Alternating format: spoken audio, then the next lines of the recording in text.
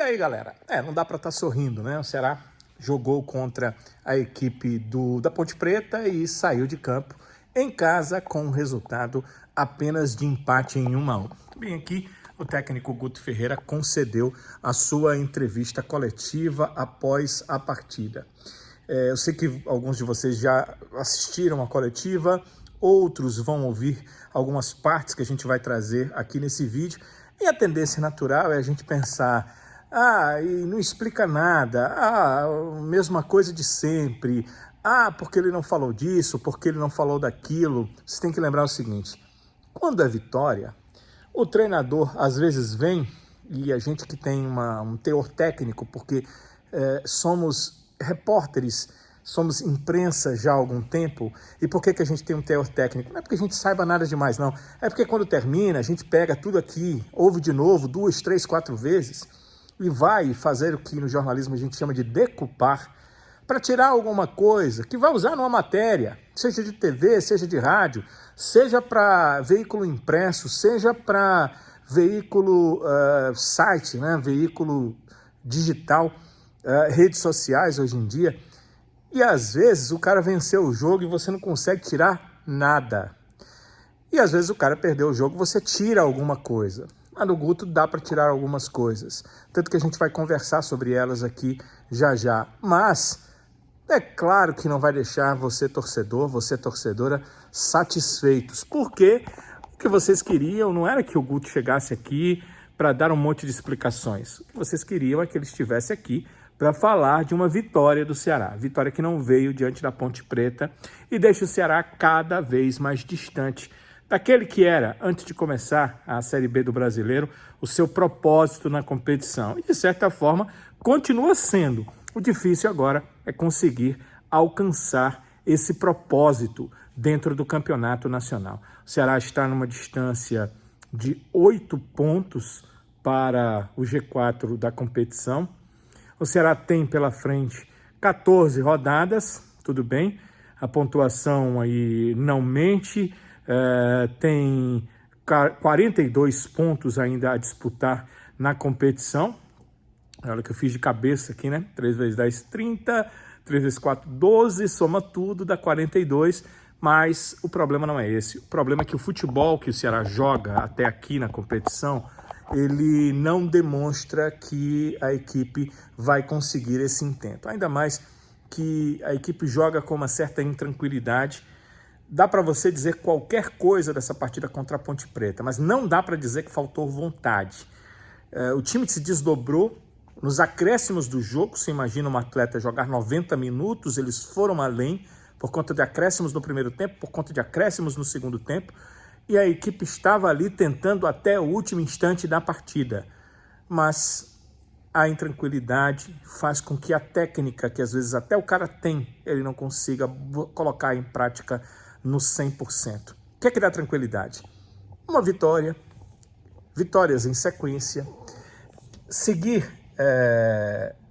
conseguir fazer o gol na hora em que aparece a primeira, segunda oportunidade, ter a certeza de que o objetivo será atingido. Nada disso dá para dizer que o Ceará tem. Porque para atingir o objetivo, ele precisa fazer muito mais do que fez até aqui. Para ter vitórias em sequência, ele precisa ganhar. E ele está tendo essa dificuldade até mesmo nos jogos em casa. E para fazer gol no começo de jogo, a equipe precisa ter uma certa tranquilidade para já naquela primeira bola colocar para dentro. E hoje o Ceará não está tendo essa tranquilidade. Então, todas estas coisas vão de encontro ao objetivo do Ceará. O objetivo do Ceará era chegar na Série A para 2024. Ele não é impossível, como disse o técnico Guto Ferreira hoje na coletiva por aqui. O Guto falou que não é impossível e não é, mas ele vai ficando cada vez mais difícil. Logo de cara, o Guto foi indagado sobre por que o Ceará errou tanto na saída de bola durante a partida. É uma situação real, foram muitos erros na saída de bola, principalmente do próprio goleiro, né? O Bruno errou bastante ali na saída de bola. Eu estou tentando lembrar aqui do Luiz Otávio, eu acho que o Luiz não teve nenhum erro, senão forçado. Mas nos outros setores houve erro do Varley, houve erro Do Paulo Vitor, acho que menos, ele pegou a bola um pouco mais avançada, eles estavam fazendo uma saída onde ele ficava um pouco mais à frente, e houve erro também do David Ricardo, e sobretudo já no segundo tempo da partida. Aí o Guto afirmou que a gente já sabe, que eu disse há pouco, o time joga sob pressão, e ele afirma que jogar sob pressão não é aquilo que facilita o cara que está com uma bola na marcação forte para sair jogando com tranquilidade. Ao contrário da tranquilidade, a pressão. Tá certo ele dizendo isso. Ele acredita que houve um ajuste no segundo tempo, no intervalo. Realmente a equipe saiu com mais facilidade. Eu não sei se foi só o ajuste, deve ter acontecido o ajuste. O Guto é inteligente, deve ter percebido que isso aconteceu. Mas eu não sei se foi só o ajuste ou se a equipe da Ponte recuou um pouco mais. Era o segundo tempo, ela sabia que no primeiro tempo tinha conseguido seu intento, que era não tomar o gol, e aí no segundo tempo talvez se retraiu um pouco mais para buscar um contra-ataque. Mas o Guto acha que houve esse ajuste defensivo e outros ajustes que ele afirma ter feito na equipe. Ele afirma, inclusive, que fez um ajuste ofensivo que eu acho que estava muito na cara no primeiro tempo, né? O Barleta estava jogando muito fechado, assim, da ponta direita para dentro. E jogar fechado facilita muito a marcação. Então o Barleta estava tendo a sua vida facilitada. Aliás, o zagueiro que estava tendo a sua vida facilitada, o Arthur, o defensor, o lateral esquerdo, que estava marcando o Barleta no primeiro tempo. Porque o Barleta afunilava, o Arthur já estava com ele quando a bola chegava. Ele normalmente pegava a bola de lado ou de costas, e aí ficava muito fácil para o defensor. O Guto acha que esse ajuste melhorou a posição do Barleta e isso incidiu no gol, porque ele acha que se naquele lance do gol o Barleta estivesse jogando como no primeiro tempo, ele estaria muito fechado e não chegaria naquela bola. Como ele estava um pouco mais aberto, era um ajuste para a segunda etapa de jogo, ele chegou na bola, conseguiu fazer o gol, aliás, um golaço que o Barleta fez, um dos mais belos gols do Ceará nessa temporada. Sobre gol do Saulo Mineiro, o Guto também falou sobre isso. Ele disse que viu todas as imagens de replays depois do jogo e não viu uma imagem clara para anular o gol. Eu confesso que, seguinte, sempre gostei de fazer algo para melhorar o meu trabalho. Então, antes do ano 2000, ano de 1999, eu já trabalhava com gravador digital, porque eu achava que era melhor. Os meus colegas trabalhavam com gravadores de fita. Eu trabalhava com gravador digital porque é mais fácil você dividir as respostas que são faladas. Então, eu já trabalhava com gravador digital naquela época. Antes disso, enquanto todo mundo trabalhava com gravador na boca do entrevistado, ia lá com gravador, eu descobri que era melhor que o microfone. Então, comprei um gravador que tivesse entrada de microfone, usava nessa entrada o microfone e usava o microfone. Antes do digital. Quando foi para o digital, eu usava o digital, só que da mesma forma, passando por um cabo, passando por um microfone. Para que isso? Para melhorar a qualidade. Por que eu estou dizendo isso para vocês? Porque eu estou sempre tentando fazer o melhor. Não para que eu seja o melhor, olha, o cara é o melhor, mas para que meu trabalho possa ser bom e que faça diferença para que vocês me acompanhem. Eu estou falando isso porque hoje eu trouxe uma inovação que eu criei aqui. Como o jogo era em canal aberto, eu comprei uma TV digital para poder ver as reprises dos lances. E ela era muito pequena, tamanho aí do seu celular, deve ser, que você está assistindo, ou se você está assistindo na TV, mas você está com o celular, você tem o celular, imagine aí do tamanho do celular, quer dizer, não é grandona para você tirar assim tantos detalhes. Mas eu vi e revi o lance do Saulo. Parece que ela pegou no braço, tipo aqui, ó, tipo no braço aqui. Ela pega entre ombro e braço. Mas como é que isso acontece? Acontece de que a bola vem, o goleiro tenta tirar, o Saulo tenta colocar, então o goleiro empurra para tirar, a bola bate, se fosse aqui no antebraço, acho, do Saulo, mas não dá, assim, uma certeza nas imagens que eu vi, E como eu disse, vi numa tela bem pequenininha, do tamanho de um celular, um pouquinho maior de um celular, a tela de 5 polegadas.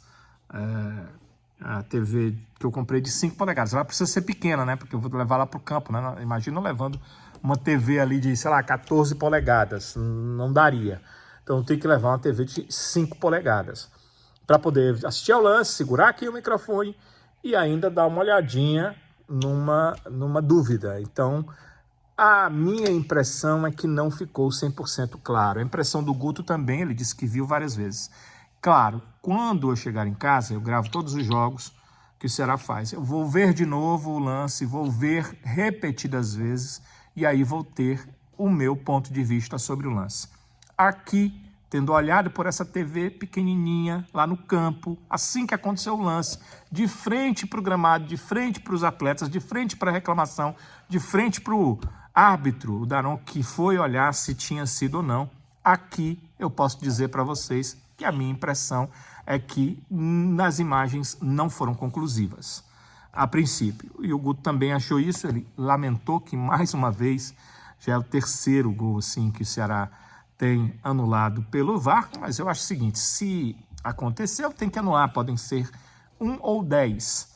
O que me chama mais atenção foi aquele lance do Bissoli, que até agora não dá para ver se ele tocou no braço ou não e acabou sendo anulado. Então, o Guto acha que aquele segundo gol, aí nisso não dá para dizer que ele não está correto, daria tranquilidade à equipe para uma vitória mais simples, mais tranquila em casa. O fato é que o gol foi anulado, que o árbitro entende que tocou na mão do Saulo e que, na sequência, o Ceará acabou tomando o gol de empate. O Guto acha que depois do 1-1 foram feitas mudanças cabíveis no seu time e entende que era aquilo que o time precisava, as mudanças, e que a equipe foi para cima em busca do gol, em busca do desempate, mas acabou não conseguindo fazer esses gols. Entre essas mudanças, teve a entrada do Pedro Lucas. É só a segunda vez que o Pedro Lucas joga pelo Ceará. A primeira vez foi numa partida contra o Vitória na Copa do Nordeste, onde o time que o Mourinho mandou foi um time totalmente mesclado, totalmente distante do time titular. E o Pedro Lucas, mesmo assim, entrou alguns minutos. Ali não deu para ver nada. Eu não tinha nem ideia de quem era o Pedro Lucas como jogador de futebol, porque eu não lembro dele jogando nas categorias de base, porque tem informações que ele jogou na seleção, ele jogou sim, ele jogou na seleção de base, jogou também no Grêmio muito bem nas categorias de base, mas eu não vi, eu não tinha ideia. E eu tive a ideia pela primeira vez nessa partida contra a Ponte Preta, por esses instantes finais de pressão de jogo do Ceará, e o técnico Guto Ferreira também fez uma avaliação sobre isso. Ele já vinha treinando bem, é um jogador de qualidade, um jogador que tem histórico nas divisões de base, né? Um jogador que passou por seleção, tem títulos em divisões de base com a seleção. E o que a gente precisava é ter um time estruturado para começar a soltar ele. E os treinamentos dele têm sido muito bons. Eu acho que hoje ele entrou e teve uma participação muito interessante. É um jogador que tem um trato com a bola refinado, enxerga bem o jogo, consegue se desvencilhar da marcação, não carregando bola, mas na troca de passes e aproximação, consegue uma bola de qualidade num ponto futuro, digamos assim, numa profundidade, né? Então é um jogador que a gente vem buscando, de alguma maneira, oportunizar para que a gente possa crescer nesse aspecto também. O Guto também acredita que a sua equipe dentro de casa está tendo uma certa dificuldade para mostrar o seu melhor futebol. Também não tem conseguido fora, né? Não tem conseguido pelo menos os resultados fora. Contra o Vitória fez uma boa partida, não conseguiu vencer, não conseguiu nem empatar, não conseguiu nem arrancar um ponto. O que o Guto imagina? Ele diz que a equipe quer entregar, aqui aspas do Guto Ferreira, a equipe quer entregar para o torcedor, então ela fica mais ansiosa sim. Entende o Guto Ferreira que isso acaba atrapalhando, não o torcedor, mas o fato da equipe querer entregar, estar diante do seu torcedor e acabar errando mais. sobre o Ceará a partir de agora, eu lembrei ao Guto que essa foi a melhor sequência do Ceará no primeiro turno. O Guto não estava no comando do Ceará. O time era comandado pelo Marroca.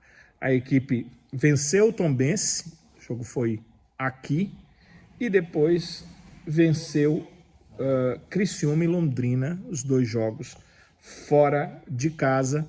Vamos ver o que é que o Guto fala sobre essa sequência que vem e se ele pensa nisso, que isso pode alavancar o Ceará para ainda ter a oportunidade de chegar ao G4.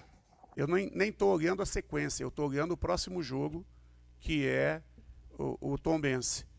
E independente de onde for, como for, nós temos que buscar vitória. O nosso campeonato é jogo a jogo. Não dá para pensar sequência A, sequência B, o que passou já foi.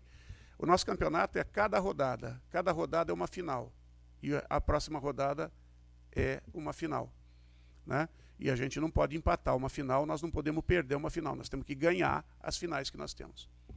Já que é isso, né? Já que o Guto pensa jogo a jogo, então a partida é contra o Tombense. No sábado o Ceará enfrenta o Tombense, a partida acontece em Tombos, o jogo, aquela partida do sábado que vem, das 5 da tarde, lá contra o Tombense, no interior, né? Tombos é uma cidade do interior de Minas Gerais.